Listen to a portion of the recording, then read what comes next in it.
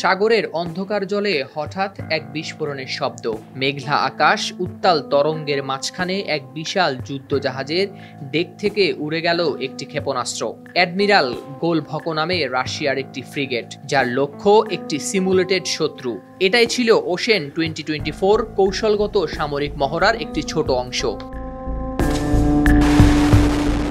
রাশিয়ার উত্তরাঞ্চল এবং প্রশান্ত মহাসাগরীয় নৌবহরের শক্তিশালী যুদ্ধজাহাজ, সাবমেরিন এবং উপকূলীয় ক্ষেপণাস্ত্র ব্যবস্থাগুলো সমুদ্রের নানা প্রান্তে জড়ো হয়েছিল এক মহাকাব্যিক মহড়ায় অংশ নিতে। ফ্রিগেট থেকে উৎক্ষেপিত কালিব্রো ক্রুজ ক্ষেপণাস্ত্র এবং উপকূল থেকে অনিক্স ও খ-35 অ্যান্টিশিপ ক্ষেপণাস্ত্রের বিস্ফোরণ ছড়িয়ে পড়ে আকাশে। প্রায় 20টিরও বেশি যুদ্ধজাহাজ এবং একাধিক ড্রোন রাশিয়ার প্রতিরক্ষা মন্ত্রণালয়ের সমন্বয়ে মহড়ার সমগ্র প্রক্রিয়া তত্ত্বাবধান করে।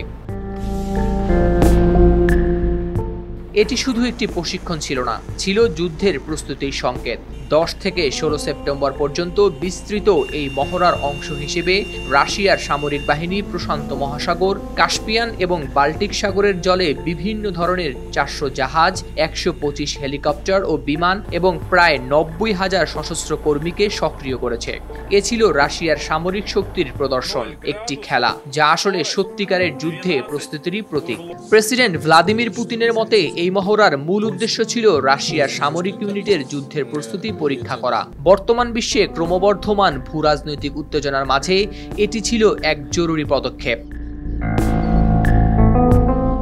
অতল সমুদ্রের মাঝে যুদ্ধজাহাজের গর্জন, ক্ষেপণাস্ত্রের শব্দ আর ড্রোনের উড়ান, এই সবকিছু মিলে ওশেন 2024 এক অনন্য সামরিক মহড়ার গল্প। প্রায় 7,000 অস্ত্র এবং অসংখ্য যোদ্ধা একত্রে তৈরি করে এক রোমাঞ্চকর দৃশ্য, যা বলছে একটি জাতির সাহসী শক্তির কথা। তবে এই মহড়ার প্রকৃত ফলাফল ও উদ্দেশ্য নিয়ে এখনও প্রশ্ন উঠছে। প্রকাশিত ফুটেজের তারিখ এবং স্থান সম্পর্কে এখনও নিশ্চিত করা যায়নি, যা এই মহড়ার রহস্যকে আরো বাড়িয়ে দিয়েছে। হালদা শামীম, RTV।